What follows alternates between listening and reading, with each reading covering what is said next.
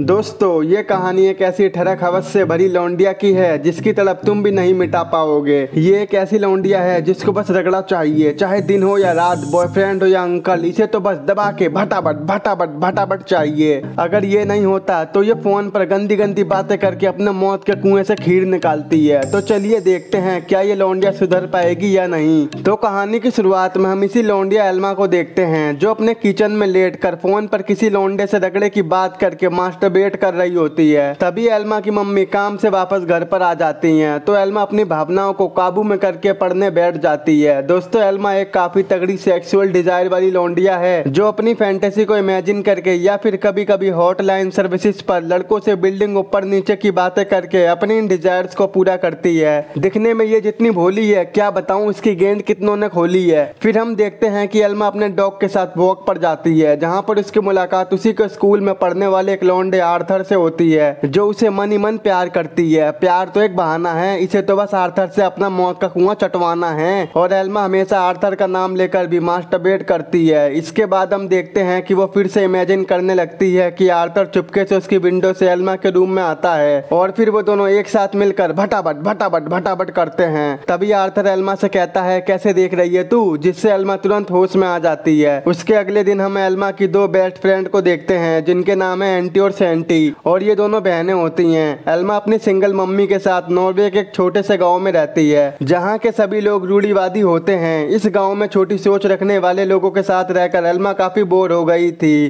क्योंकि वो बचपन से ही एक मॉडल बनना चाहती थी। इसीलिए वो जब भी स्कूल जाती है तो वो अपने गाँव के नेम को देखकर उसे मिडिल फिंगर दिखाती है। एक दिन एल्मा अपनी क्लासमेट की पार्टी में जाने के लिए अपनी फ्रेंड एंटी के साथ एक काफी सुंदर व्हाइट ड्रेस लाती है जिसे पहनकर वो फिर से इमेजिन करने लगती है कि वो आर्थर के साथ एक जंगल में है। और आर्थर एल्मा की आंखों में देखकर कहता है कि हम दोनों एक जैसे हैं और हम दोनों हमेशा एक साथ रहेंगे। उसके बाद ये दोनों जंगल में ही भटाभट भटाभट भटाभट करने लगते हैं। अब जैसे ही वो होश में आती है तो वो एंटी सेंटी के साथ पार्टी में जाती है जहां पर आर्थर भी आया होता है। उसे देखकर एल्मा काफी खुश हो जाती है और एल्मा को एंटी सेंटी भी नोटिस करती है कि वो आर्थर को ताड़ते जा रही है। अब कुछ टाइम बाद एल्मा वहां से बाहर जाने लगती है तो एल्मा को बाहर जाते हुए देख आर्थर भी उसके पीछे पीछे चला जाता है। वहीं एल्मा बाहर जाकर एक बियर पीने लगती है तो आर्थर भी उसके पास आकर वहां खड़ा हो जाता है। अब आर्थर को अपने इतना करीब देखकर एल्मा मुस्कुराने लगती है। एल्मा को मुस्कुराते हुए देख आर्थर को पता नहीं क्या होता है, वो अपनी पैंट की चैन खोलता है और अपना गरम लोहा एल्मा की थाई पर नचा देता है। अब आर्थर की ये सब हरकत देखकर एल्मा भी काफी एक्साइटेड हो जाती है और फिर वो बाथरूम में जाकर वही सब इमेजिन करके मास्टरबेट करने लगती है। जब एल्मा ये सब करके शांत होती है तो तुम सोच रहे होंगे कि एल्मा सोच रही होगी कि इस बार तो कर दिया लेकिन अगली बार नहीं करूंगी। भाई, ये सब लड़के ही सोचते हैं, लड़कियां कभी नहीं सोचती। इसके बाद एल्मा पार्टी में आकर वो सारी बात एंटी सेंटी को बताती है। एल्मा कहती है, यार आर्थर ने मुझे अपना गरम लोहा छुआ दिया।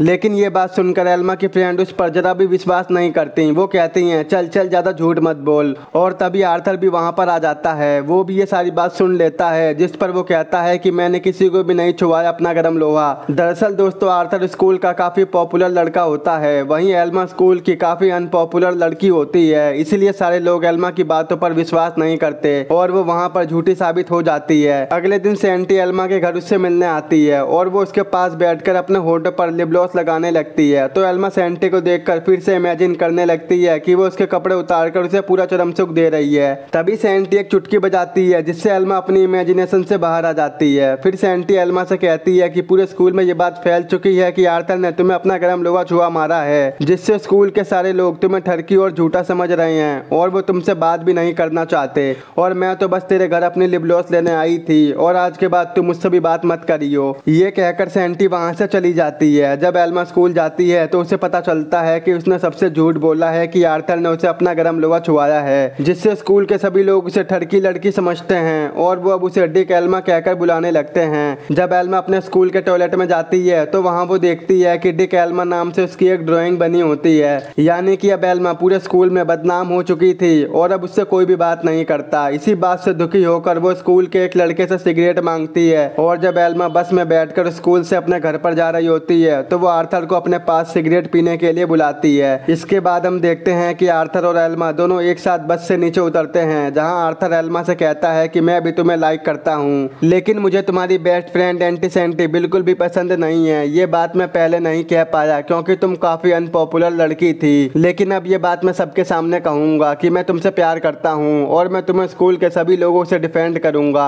ये बात सुनकर एल्मा काफी खुश हो जाती है। उसके बाद ये दोनों एल्मा के घर जाते हैं और वहाँ वो दोनों पूरी रात भटाभट भटाभट भटाभट करते ही रहते हैं। लेकिन तभी एल्मा को डिक एल्मा की आवाजें सुनाई देने लगती है। उसके बाद हमें पता चलता है कि एल्मा तो ये सब इमेजिन कर रही थी, क्योंकि आर्थर तो उसके साथ बस से नीचे उतरा ही नहीं था। जब एल्मा अपने घर पर पहुंचती है तो वो देखती है कि उसकी मम्मी के हाथ में मोबाइल फोन के बिल होते हैं, जिस पर अलग अलग सर्विसेज के नंबर होते हैं और उनका बिल भी काफी ज्यादा होता है। तो उसकी मम्मी पूछती है कि ये नंबर किसके हैं और तू किससे बातें करती है। तो एल्मा अपनी मम्मी को साफ साफ बोल देती है कि ये हॉटलाइन सर्विसेज के नंबर हैं और मैं उनको फोन करके अपने मौत के कुएं से पानी निकालती हूँ। अब ये सुनकर एल्मा की मम्मी काफी शौक हो जाती हैं। तो वो कहती हैं, ओ बहन की घोड़ी, कम से कम ये बात तो मुंह से डायरेक्ट ना बोल। तो एल्मा कहती है, मैं तो कहूंगी डायरेक्ट, क्या करोगी, और आपको ये बिल भरने की कोई जरूरत नहीं है, मैं ये बिल जॉब करके चुका दूंगी। अब कुछ दिन बाद हम देखते हैं कि एल्मा बिल पे करने के लिए एक स्टोर में काम करने लगती है और उस स्टोर का मालिक कोई और नहीं बल्कि एंटी सेंटी के डैड होते हैं। एक दिन जब स्टोर में काफी कम लोग होते हैं तो एंटी का बाप एल्मा से कहता है, क्या तुम बोर हो रही हो। तो एल्मा कहती है, हाँ। तो वो कहता है कि अब हम स्टोर बंद करेंगे और स्टोर के पीछे जाकर भटाभट भटाभट करेंगे। तभी एल्मा देखती है कि सेंटी के डैड अजीब से इशारे देना शुरू कर देते हैं और वो कहता है कि तुम्हें आइडिया नहीं है कि तुम कितनी हॉट लग रही हो। अब ये सब देखकर एल्मा को भी अपना काला तवा रगड़वाने का मन कर जाता है और वो दबा दबा के अपना काला तवा पिटवाती है। तभी अचानक से एल्मा को हेलो हेलो की आवाज सुनाई देती है, जिससे वो फिर से अपनी इमेजिनेशन से बाहर आ जाती है। एल्मा देखती है कि आर्थर अपनी छोटी बहन के साथ स्टोर में बुक लेने आया होता है। सेंटी के डैड तो कब के स्टोर से जा चुके होते हैं, लेकिन एल्मा उनको इमेजिनेशन करके एक चीज से मजे कर रही होती है। अगले दिन एंटी के डैड एल्मा को मैगजीन के रैक साफ करने को बोलते हैं। जब एल्मा रैक साफ कर रही होती है तब उसको एक रैक में काफी एडल्ट मैगजीन दिखाई देती हैं। तो एल्मा अपनी आदत से मजबूर उन मैगजीन में से एक मैगजीन निकाल लेती है और उसको पढ़कर डस्टबिन में फेंक देती है। जब सेंटी के पापा उस डस्टबिन में कूड़ा फेंकने जाते हैं तो उन्हें वो मैगजीन मिल जाती है, जिसके बाद वो एल्मा की मम्मी को कॉल करके कहते हैं कि तुम्हारी बेटी ने मेरे स्टोर से एक एडल्ट मैगजीन चुराई है, इसीलिए मैं अब उसे जॉब से निकाल रहा हूँ। तो उसकी मम्मी कहती हैं कि एल्मा के पास अभी इतना दिमाग नहीं है, वो अभी नादान है, इसीलिए उसको एक मौका और दे दो।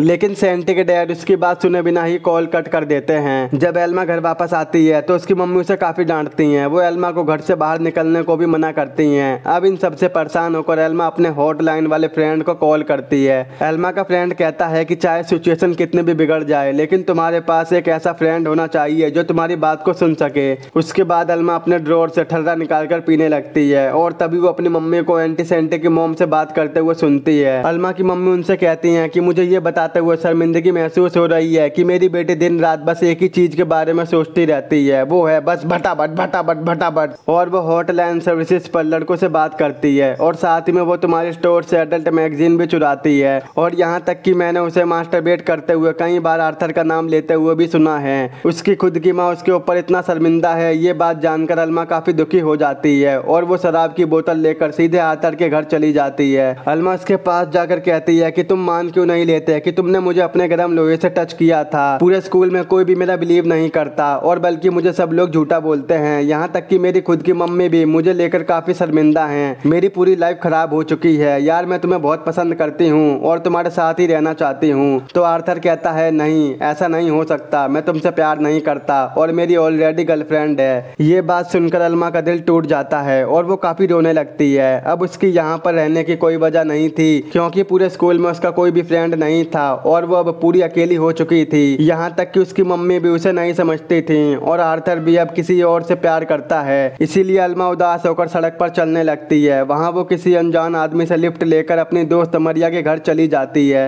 अब इसके कुछ दिनों तक वो मरिया के फ्लैट में ही रहती है और वो मरिया को अपनी सारी बातें बताती है। ये बात सुनकर मरिया उसे काफी सपोर्ट करती है और वो उसे समझाते हैं कि इस तरह की सिचुएशन से किस तरह से बाहर निकला जाए। मरिया के फ्लैट में रहने वाला एक लड़का एल्मा को गिटार बजाकर चेयर अप करता है और फिर वो लोग गाना गाकर डांस बाजी करने लगते हैं और वो लोग एल्मा को काफी खुश रखते हैं। अब मन हल्का होने के बाद एल्मा अपने घर वापस लौटती है, जहाँ पर उसकी मम्मी एल्मा का वेट कर रही होती हैं। एल्मा को अपने से दूर जाते हुए देख उन्हें समझ में आ गया था कि उनके लिए उनकी बेटी की खुशियाँ सबसे बढ़कर हैं। एल्मा अब धीरे धीरे बड़ी हो रही थी और इस एज में काफी सारे बच्चे ऐसी गलतियां करते हैं और उन्हें डांटने से अच्छा तो यही है कि एल्मा को इन सब चीजों के बारे में अच्छे से समझाया जाए। एक दिन एल्मा की मम्मी अपने काम से छुट्टी लेकर एल्मा के साथ घूमने का डिसाइड करती हैं। उसी रात आर्थर अल्मा के घर आता है और वो कहता है कि मेरी वो गर्लफ्रेंड वाली बात झूठी थी और मैं तुमसे प्यार करता हूँ। लेकिन अल्मा कहती है अब मुझे इससे कोई फर्क नहीं पड़ता, तुम एक फट्टू हो और जब तक तुम सबके सामने ये नहीं कह देते कि तुमने मुझे अपना गर्म लोहा टच किया था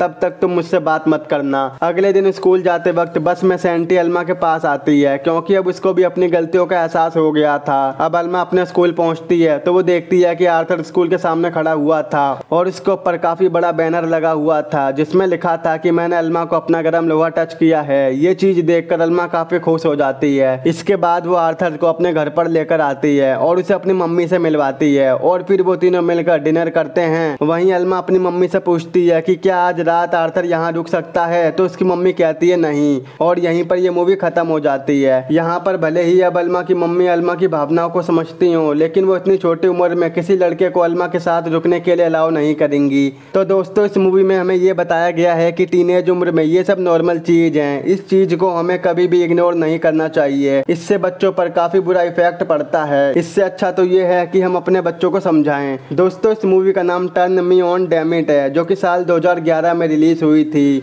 आई होप अगर आपको मेरा एक्सप्लेन पसंद आया हो तो आज ही हमारे चैनल को सब्सक्राइब, वीडियो को लाइक और शेयर जरूर कर देना। अगर आपको ये मूवी देखनी है तो आप हमारे टेलीग्राम के चैनल पर देख सकते हो।